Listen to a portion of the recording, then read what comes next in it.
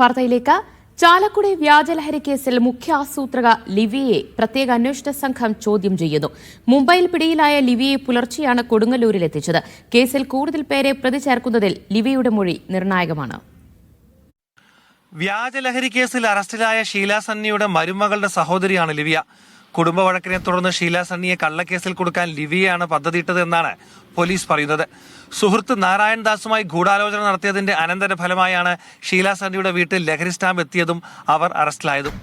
ദുബായിലേക്ക് നാടുവിട്ട ലിവിയയെ കഴിഞ്ഞ ദിവസമാണ് വിമാനത്താവളത്തിൽ വെച്ച് പോലീസ് അറസ്റ്റ് ചെയ്തത്.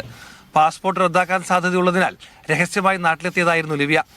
കേസുമായി ഷീല സണ്ണിയുടെ മകനോ മരുമകൾക്കോ ബന്ധമുണ്ടോ, മറ്റാരെങ്കിലും ഇടപെട്ടിട്ടുണ്ടോ, ആരിൽ നിന്നാണ് ലഹരി സ്റ്റാമ്പ് വാങ്ങിയത്, ഇതിന് പണം ആര് മുടക്കി തുടങ്ങി നിരവധി കാര്യങ്ങൾ അന്വേഷണ സംഘത്തിന് അറിയേണ്ടതുണ്ട്. ലിവിയയുടെ മൊഴിയുടെ അടിസ്ഥാനത്തിലായിരിക്കും അന്വേഷണത്തിന്റെ അടുത്ത ഘട്ടം. വ്യാജലഹരി കേസിൽ അറസ്റ്റിലായ ബ്യൂട്ടി പാർലർ ഉടമ ഷീല സണ്ണി ചെയ്യാത്ത കുറ്റത്തിന് 72 ദിവസമാണ് ജയിലിൽ കിടന്നത്. ലിവിയയ്ക്കും നാരായണൻ ദാസിനും മാത്രമായി ഇത്തരത്തിലൊരു പദ്ധതി നടപ്പാക്കാനാവില്ലെന്നാണ് പോലീസിന്റെ അനുമാനം.